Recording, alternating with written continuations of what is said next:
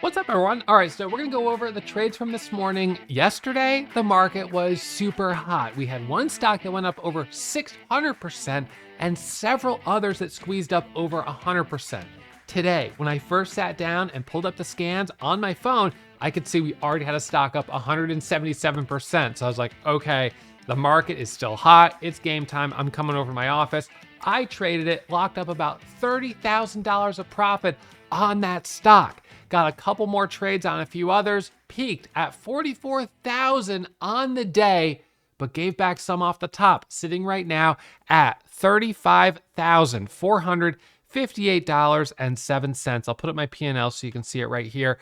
And, I'm a little bit bummed because I gave back about 5,000 on CTNT, and then I gave back some profit on GNLN, and if you can believe it, on ZJK, which went up over 200% on news with an Nvidia collaboration, but wasn't even though it made a big move, I didn't execute my trades in the best way. So we'll go over that trade. We'll go over all the trades from today. So let's go back to the very beginning, 7 a.m. first trade of the morning. So broke the ice today, CTNT. And you want to know what? I went red on my first trade. First trade of the day, I went into the red. I bought at 7 a.m. at $5.34. So let's look at that very first trade. Okay, so maybe before we do, let's set the stage a little bit on CTNT, because by the time I was sitting down at 7 a.m., there was already quite a bit of chart. So I kind of had to dial in, what were areas of support and resistance and what was looking good. By the way, for those of you guys that haven't already checked it out, our Black Friday sales have ended. Our Cyber Monday sales are now going on, but they will end tonight. So ending tonight, Cyber Monday, this is the end of our Black Friday sale. So make sure you guys check out these coupon codes that we've got going on right now. This is specifically on the Warrior Starter and the Warrior Pro memberships here at Warrior Trading. All right, so last call tonight, sale is ending midnight Eastern. All right, midnight Eastern Standard Time. So check out the Warrior Starter, Warrior Pro Special. All right, so now back here to CTNT. So when I first sat down, or when I pulled up my scans on my phone at like 6:30, I was like, wow, okay, CTNT is already up a ton. That's impressive. And I looked at the chart and I was like, and it's on like 17 million shares of volume. Sometimes you'll see a move pre-market, but it's on really light volume. So you're like, well, look, that's nice, but it's very light volume. It's probably would have been hard to do well on it.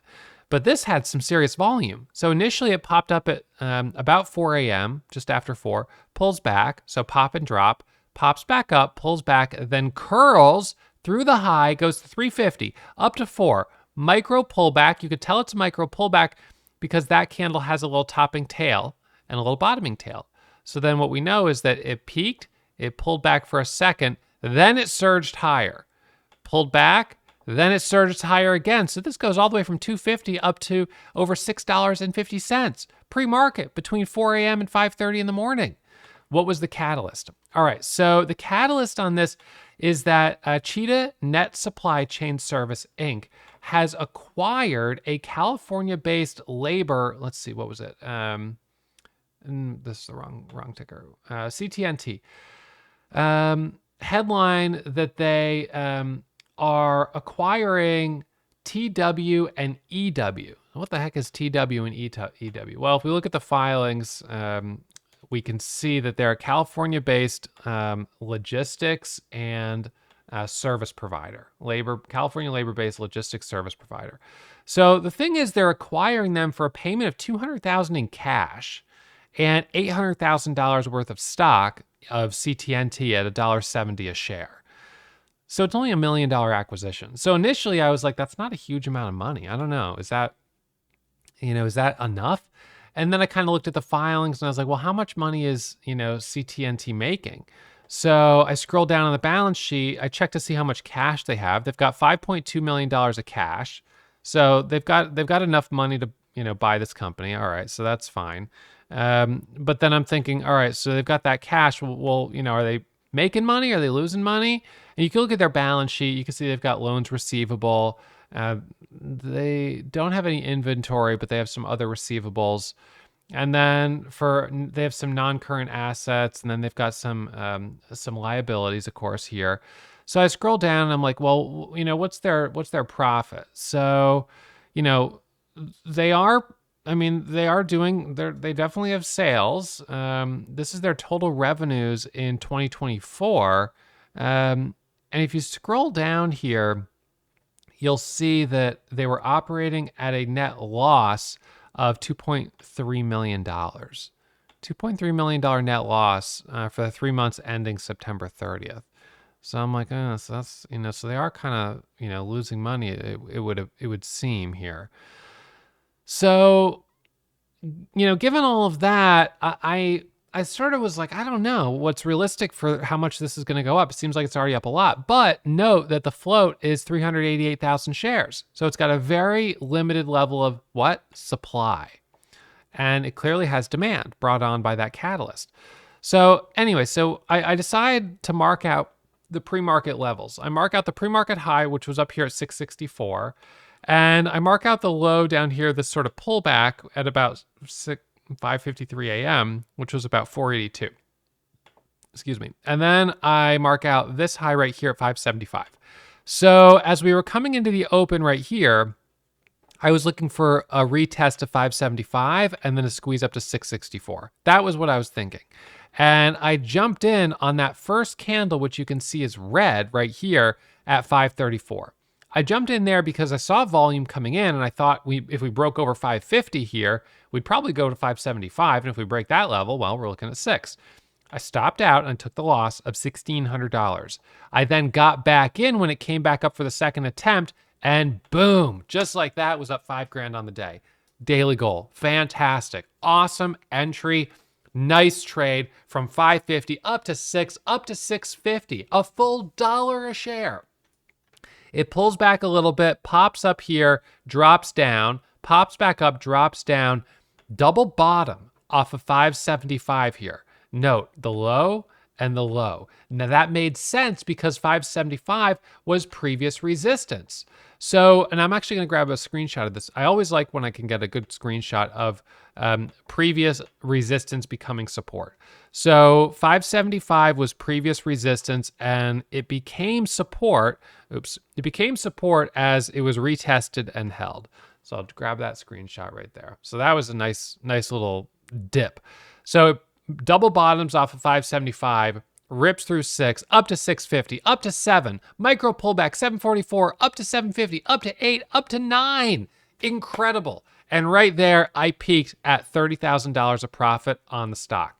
You can see right now I'm up 24,800. So I gave back a little profit off the top, about 5,000 or so. 5,000, yeah, whatever, about 5,300. So anyways, and where I gave back profit off the top was I kept trading it. I got another close to double bottom right here. That was okay. And I actually had a pretty big position up here for the break of 9, but it gave this rejection and dropped back down. But these were kind of break-even trades, nothing big. And then I took a bigger loss on it. Let's see, it was right after 8:30. So let me look at this. So what happened here was, you kind of look at this. It's like, so it sort of pulled back. I got in right here. That didn't hold 7, drops back down. So lost 1,500 there. Nothing big, but a little bit of a loss, a little bit annoying. It pulls back. It comes back up. I tried to size up. Where was it? I'm gonna have to go back and look at my individual trades. I don't remember where the next bigger loss was. Oh, that's right. No, I do remember. It was right here. I tried to size up right there for the curl back up, and I lost like 4,000 on that trade on that red candle. And then after that, I was like, you know what? I feel like I'm playing with fire. This thing is just too risky, and there was a lot of selling, which does make me wonder. And a number of jackknife candles. Jackknife candle, jackknife candle, jackknife candle, right? So it keeps doing these knives, which make me wonder if the company's selling shares. In fact, since the open, if we look at the 5-minute chart since the open, most of the candles have been red. A lot of selling volume since the open. So I'm a little bit disappointed in that. I was hopeful that we would have a move like SNTI yesterday where, yeah, and the level here that was in play was 850. 850, that was the level. And yesterday we had a level like that on SNTI, but it was at, I think it was 750 or maybe it was 650. But look what happened on SNTI when we broke that level. 750, and this thing explodes up to $16 a share. But what was the difference? Well, the difference was that SNTI just received a private placement. They didn't need to raise money, so they're not doing an offering. Well, that may not be the case on CTNT. Now, we don't know for sure, but since they just did this acquisition or they're doing the acquisition, they may take this opportunity with 90 million shares of volume on the day on their stock to sell a couple million shares on the market. And just like that, they're going to raise a good amount of money, more than enough to buy this company to complete the acquisition and to give them some nice cash on their balance sheet to help them, keep going since they're currently operating at a loss. So for those reasons, most likely, we did not see that continuation. And I got a little stubborn and a little frustrated. I didn't trade it in here. I just was watching it and I was like, you know what? It's just not worth it. It's too risky. I'm not going to mess around with it. So anyways, I peaked early in the day on CTNT with $30,000 of profit, but then NLSP came up and I made $11,000 on it. This was kind of crazy. So NLSP comes up, and this one's a pharmaceutical company with a 500,000 share float with news.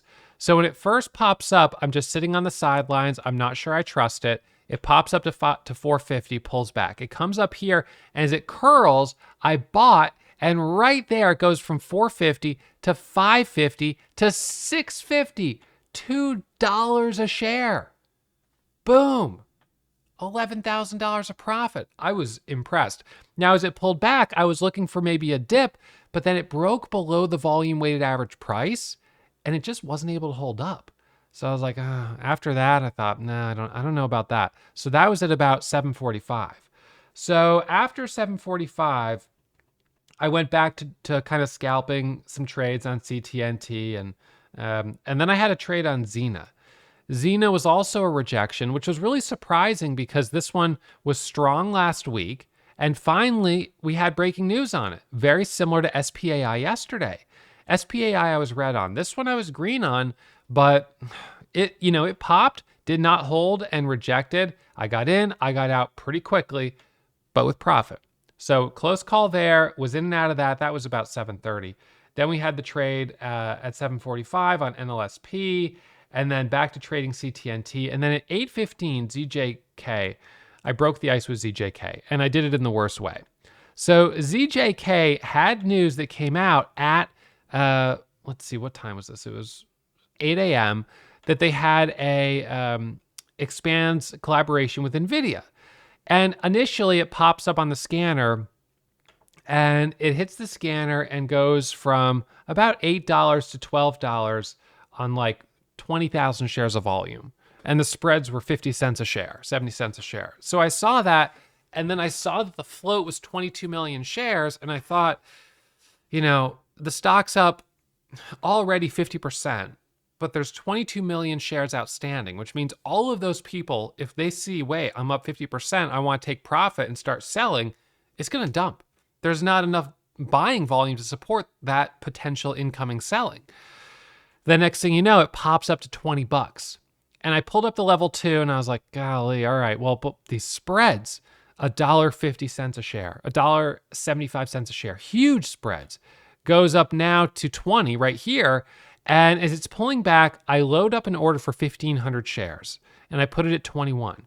And as I'm kind of looking at it, I'm thinking, do I punch it? Do I not punch it? Man, I don't know, because the spreads were big. And I had just kind of had a couple close calls on ZENA and NLSP.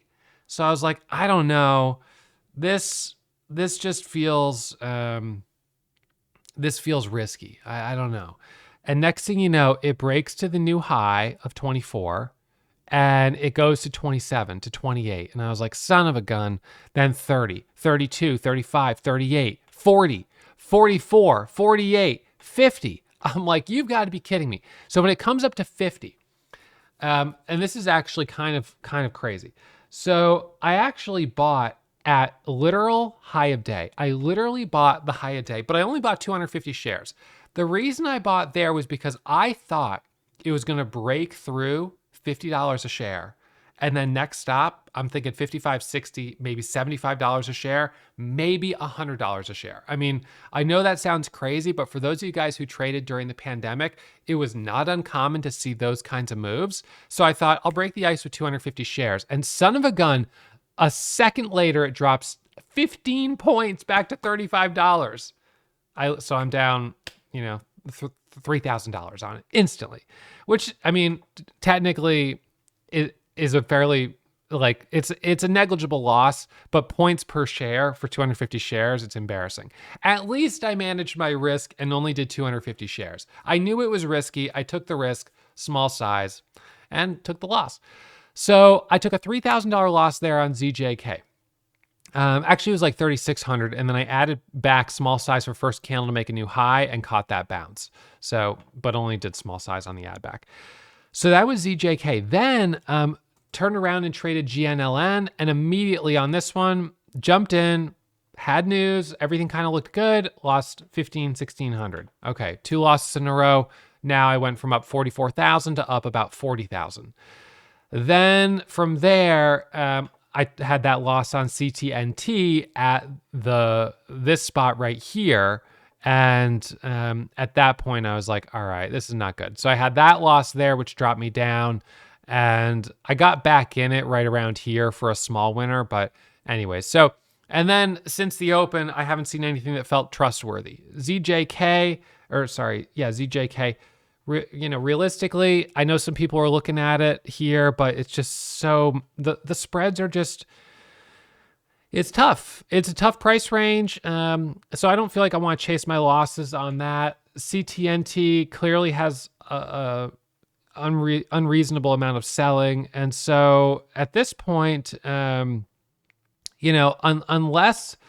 ZJK starts to pull away, and it would have to break over 30, and I don't think that's going to happen. That one's done. CTNT needs to break over 845, 850 and hold, or that one's done. And so what else do we have left? I mean, realistically, right now, we don't have anything. PSQH, this one popped up earlier. It's easy to borrow. I didn't trade it. Did put in some range, but didn't trade it. CTOR, this one, not seeing anything on that to trade right now. It's just cheaper. So I think the easy money is done. And again, easy is a relative term because trading is hard. It takes a lot of time and experience to get to the level that I'm at. But the easiest trades for me, I think, are behind me. And yeah, it would be nice if I closed at 44,000 and didn't give back that 10,000 off the top. But, taking risk when you're up that much is how next thing you know, you go to up 55, 65, 75,000 or even 100,000 on the day. And having a hard stop of knowing when to walk away is important. So it was worth taking some risk, and I did take some risk, but at this point, I don't feel like it really makes sense to do anything more. So with that, I'm going to call it a day, shut it down with $35,000. I've got some things I need to work on for Warrior Pro members, so I'm going to be working on recording those classes, getting things updated.